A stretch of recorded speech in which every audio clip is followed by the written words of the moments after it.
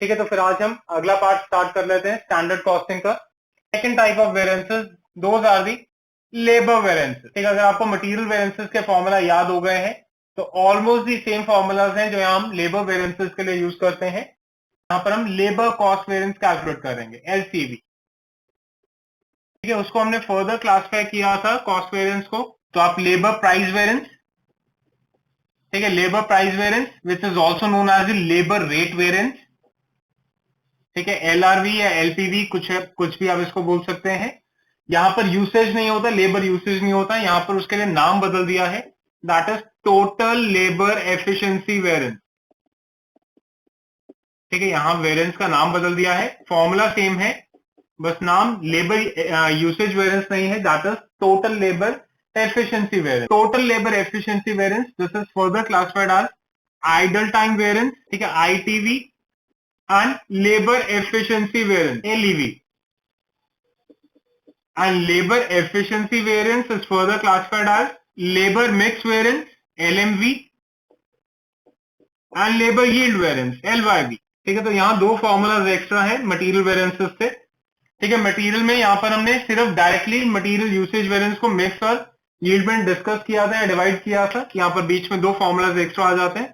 ठीक है, तो इस ट्री से आप दोबारा से वही चीज डिराइव कर सकते हैं कि कॉस्ट वेरिएंस का जो टोटल होगा वो इन दोनों के टोटल से टैली होना जरूरी है, इसका जो आंसर होगा इन दोनों के आंसर से टैली होना जरूरी है, और इसका जो आंसर होगा इन दोनों के आंसर से टैली होना जरूरी है। ठीक है, तो क्वेश्चन नंबर 25 आपको दिया गया है, a gang of workers normally consist of 30 men, 15 women and 10 boys। Normally consist of से आपको क्या समझ आता है, स्टैंडर्ड या एक्चुअल? स्टैंडर्ड। नॉर्मल जब भी टर्म गिवन होगी, नॉर्मल का मतलब स्टैंडर्ड टर्म्स वो आपको दी गई है, तो यहां पर भी वही टेबल सा बना लेते हैं जैसे हमने मटेरियल वेरिएंसेस में बनाया था। तो सबसे पहले स्टैंडर्ड टेबल बना लेते हैं कि स्टैंडर्ड इंफॉर्मेशन हमें क्या दी गई है। ठीक है, सबसे पहले वर्कर्स, किस किस तरह के वर्कर्स गिवन है, तो आपको क्वेश्चन में तीन तरह के वर्कर्स दिए गए हैं, मेन है, विमेन है, एंड बॉयज है।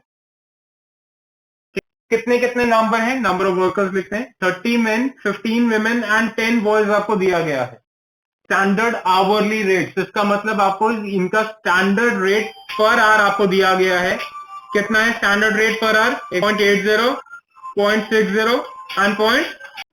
ठीक है, इसमें नेक्स्ट आपने पढ़ा है, वो कहता है in a normal working week of 40 hours. तो वर्किंग आवर्स आपको कितने गिवन है per week, that is equal to 40 hours हर वर्कर हर हफ्ते में काम करता है। ठीक है, वेरी इंपॉर्टेंट। अब जो मैं चीज बोलने लगा हूं वो ध्यान से सुनना। यहां क्वेश्चन में आपको बोला गया स्टैंडर्ड रेट पर आवर इतना है, और उसके बाद वर्किंग आवर्स पर वीक आपको गिवन है।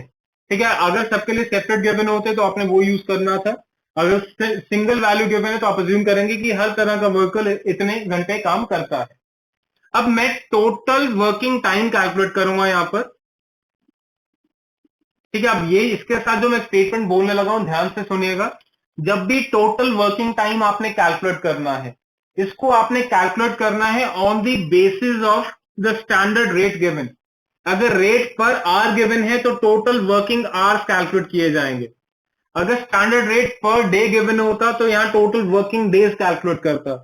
अगर यहाँ standard rate per week given होता है या मैं टोटल वर्किंग वीक्स कैलकुलेट करता। तो स्टैंडर्ड टाइम के अकॉर्डिंग आपने टोटल टाइम की कैलकुलेशन करनी है।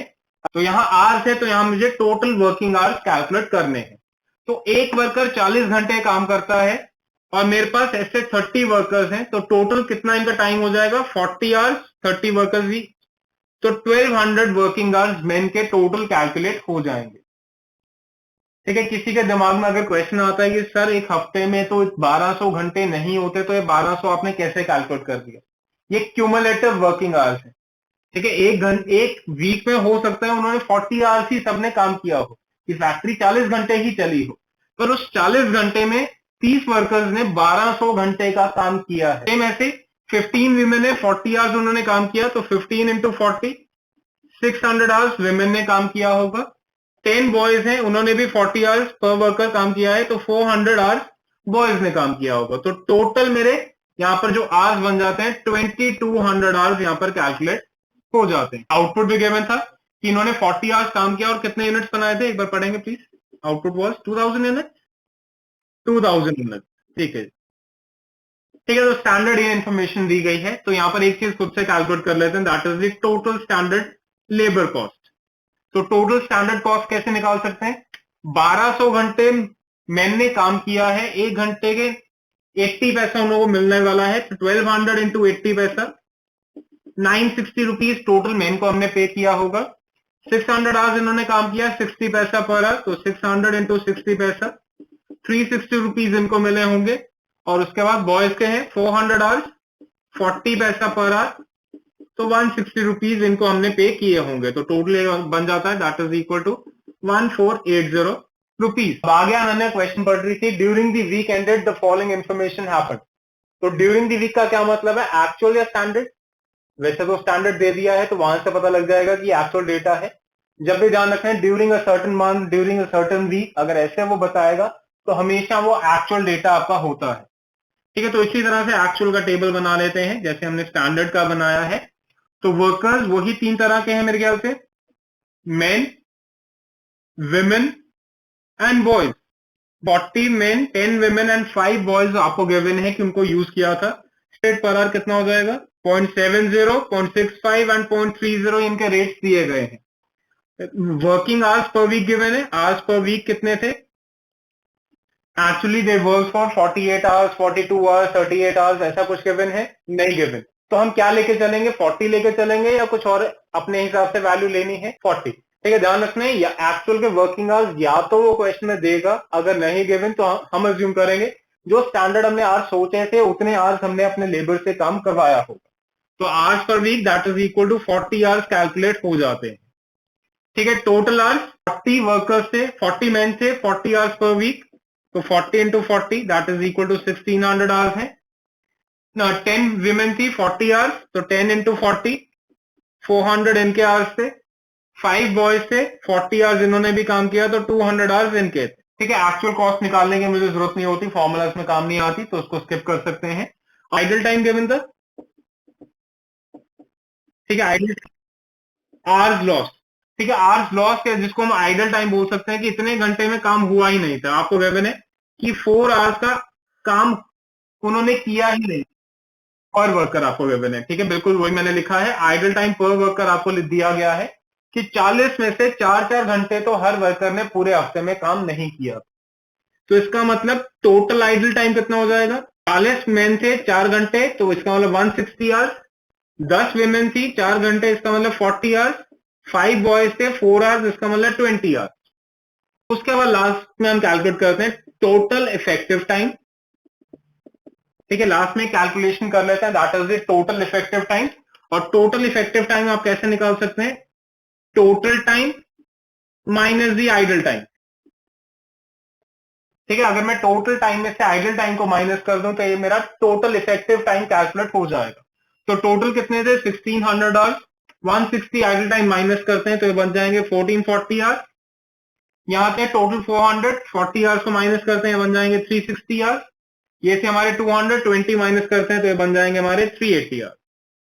और एक्चुअली मैंने कितना आउटपुट यहाँ पर बनाया है? 1600 यूनिट्स वो कहता है इस एक्चुअल वीक में हमने प्रोड्यूस किए। ठीक है, लास्ट एक बार ये ठीक कर लेना, मैंने गलती से 380 लिख दिया, वो that is 200 minus 20 that is 180 की वैल्यू यहाँ पर हमें इंक्लूड करनी।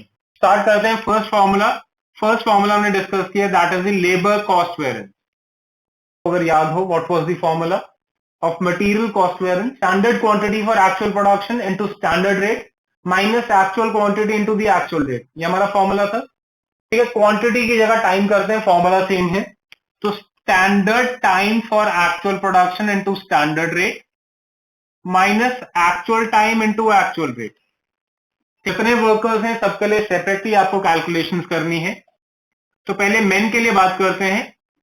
एक चीज कैलकुलेट करते हैं, what is the standard time for actual production. ठीक है, standard time for actual production.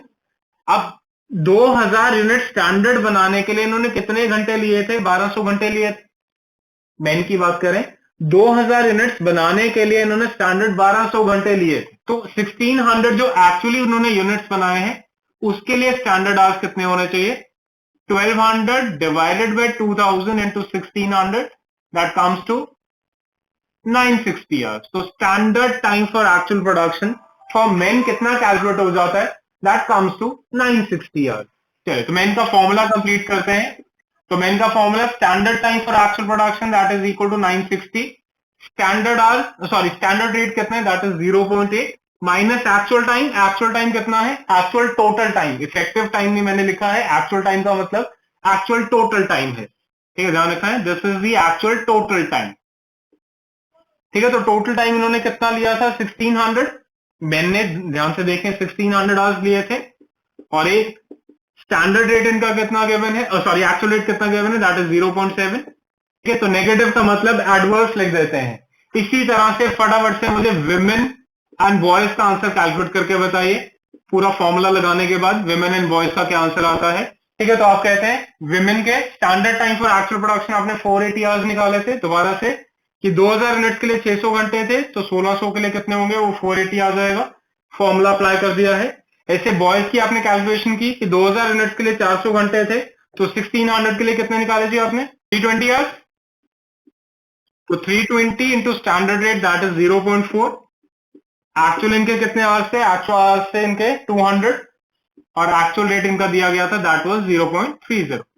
तो इसको सॉल्व करके आप कहते हैं कि इसका आंसर आ जाता है दैट इज 68 पॉजिटिव, दोबारा से फेवरेबल। तो तीनों को ऐड करते हैं, देखें कितना आंसर आएगा, 256 नेगेटिव में आ रहा है एडवर्स, तो इसका मतलब लेबर कॉस्ट वेरिएंस का फाइनल आंसर जो बनेगा दैट विल बी 256 एडवर्स। ठीक है, सेकंड हमारा लेबर रेट वेरिएंस या labour price variance. Material price variance का क्या फॉर्मूला था, actual quantity into standard rate minus the actual rate. Quantity को दोबारा से टाइम बनाते हैं, फॉर्मूला सेम हो जाएगा, तो एक्चुअल क्वांटिटी की जगह actual time into standard rate minus the actual rate. तो मेन के लिए कैलकुलेट कर रहे हैं, मेन के लिए क्या हो जाएगा, एक्चुअल टाइम कितना है 1600, स्टैंडर्ड रेट कितना है दैट इज 0.80, एक्चुअल रेट कितना है दैट इज इक्वल टू 0.70, तो ये आपका आंसर आ जाता है 160 फेवरेबल। ठीक है, विमेन का एक्चुअल टाइम कितना है, विमेन का एक्चुअल टाइम 400 है, स्टैंडर्ड रेट इनका 0.6 दिया गया है, एक्चुअल रेट 0.65 दिया गया है, तो ये 20 एडवर्स आ जाएगा।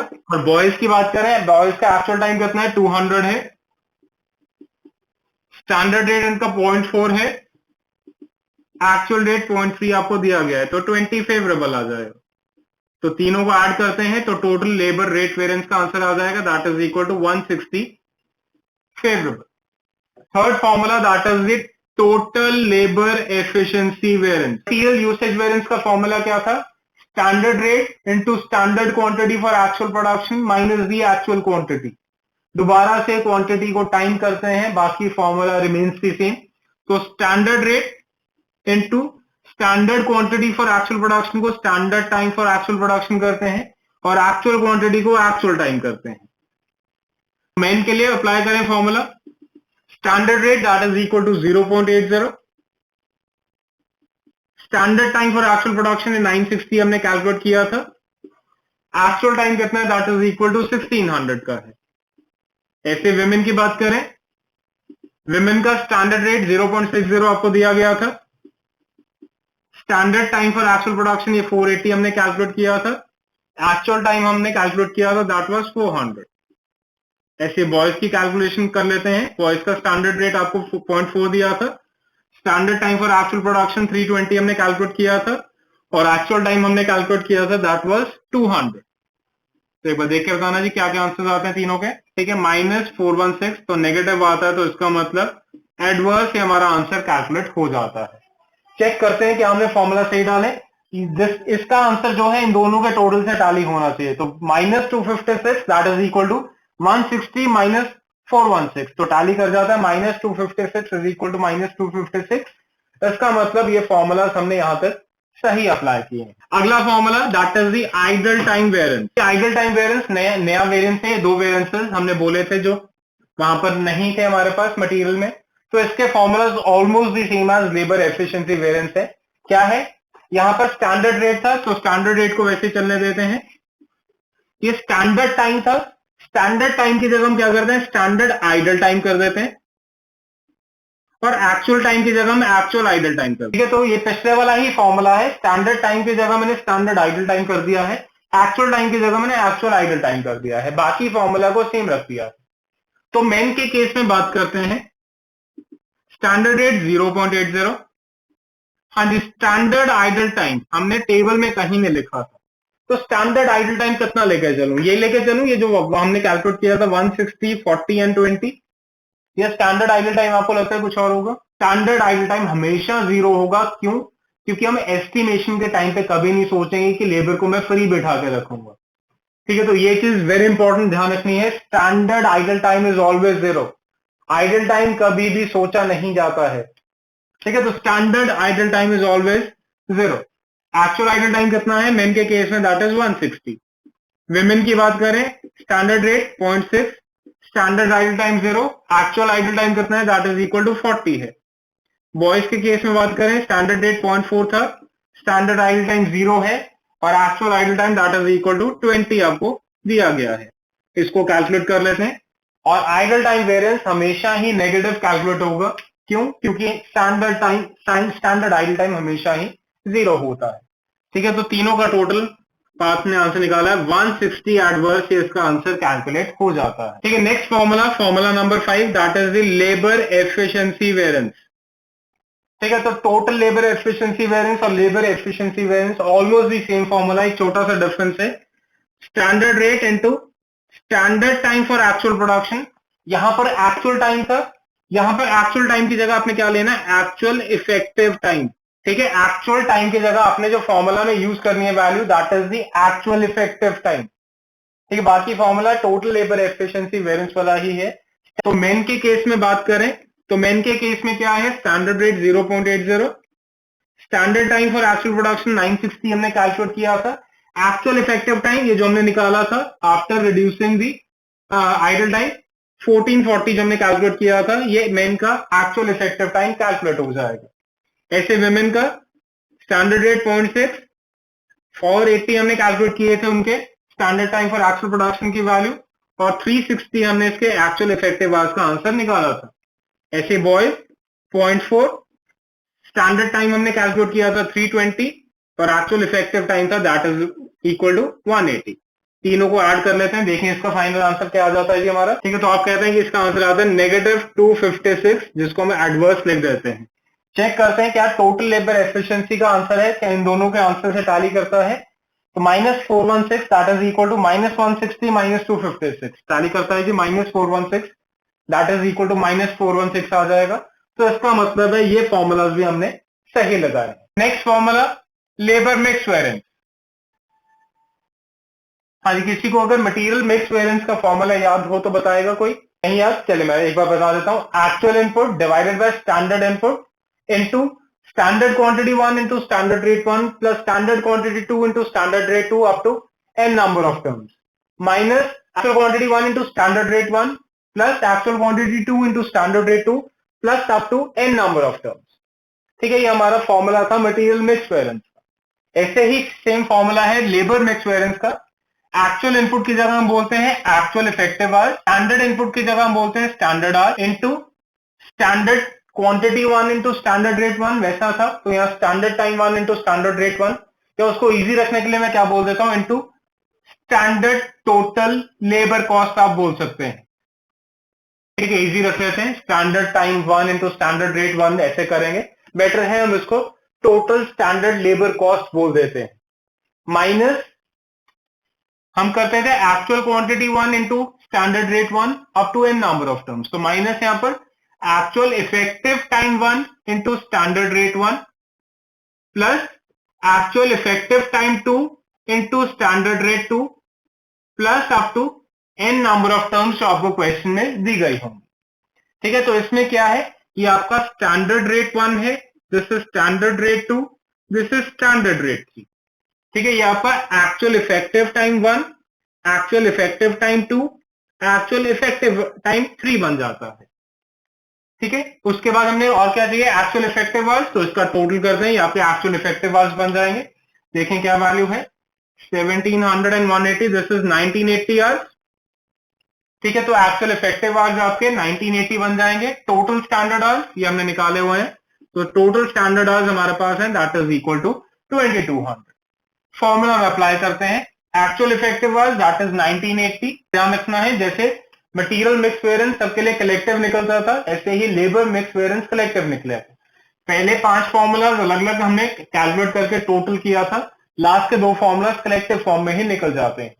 So actual effective hours that is 1980 divided by standard hours, those are 2200 into total standard labor cost। तो ये total standard labor cost मैंने कैलकुलेट कर रखी थी 1480, तो इससे इसको मल्टीप्लाई कर देते हैं, minus actual effective time 1 that is 1440 into standard rate 1 that is equal to 0.87 plus actual effective time 2 that is 360, standard rate 2 that is equal to 0.6 plus actual effective time 3 that is 180 and standard rate 3 that is equal to 0.4। एक बार right side calculate करके बताइए, what is the value on the right hand side. 1440 आप कह रहे हैं, तो आप कह रहे हैं दिस इज नेगेटिव 108। तो नेगेटिव का मतलब ये एडवर्स आंसर हमारा कैलकुलेट हो जाता है। तो क्लियर है। लास्ट फॉर्मूला है लेबर यील्ड वेरिएंस। ठीक है, इसका फॉर्मूला भी same as material yield variance है। ठीक है, क्या फॉर्मूला था वहां पर, स्टैंडर्ड आपकी material cost divided by standard output into actual output minus revise standard output. यहां पर भी वही सेम चीज है, पर मटेरियल कॉस्ट की जगह लेबर कॉस्ट कर देंगे। तो total standard labour cost divided by standard output into actual output minus revised standard output. ठीक है, तो देखें क्या क्या चीजें हैं। टोटल स्टैंडर्ड लेबर कॉस्ट मुझे पता है दैट इज इक्वल टू 1480 है, वो मैंने ऑलरेडी कैलकुलेट कर रखा है। स्टैंडर्ड आउटपुट मुझे पता है that is equal to 2000 units है। एक्चुअल आउटपुट वो भी मुझे दिया गया, दैट इज इक्वल टू 1600। एक चीज नहीं है, that is the revise standard output. Revise standard output आपका होता है standard output in actual effective hours. ठीक है, standard output in actual effective hours that is the revise standard output. तो standard output in actual effective hours, तो 2200 घंटे में हमने कितने यूनिट्स बनाए थे, तो टोटल 2200 आवर्स में हमने बनाए थे 2000 यूनिट्स। ठीक है, 2200 आवर्स में हमने बनाए थे 2000 यूनिट्स। तो 1980 आवर्स में कितने बनाए होंगे वो आपने कैलकुलेट करना है, that is equal to 2000 divided by 2200 into 1980, that comes to, ये आपका हो जाएगा 0.9 1800 आवर्स। तो इसको फॉर्मूला में डालते हैं, माइनस 1800। ठीक है, 148 एडवर्स, ये आपका आंसर कैलकुलेट हो जाता है। ठीक है, तो ये चीज थोड़ी सी ध्यान से समझनी है, क्या है कि स्टैंडर्ड इतने घंटों में इतने स्टैंडर्ड यूनिट्स बने थे, तो एक्चुअल इफेक्टिव आवर्स 1980 में कितने आपके यूनिट्स बने होंगे।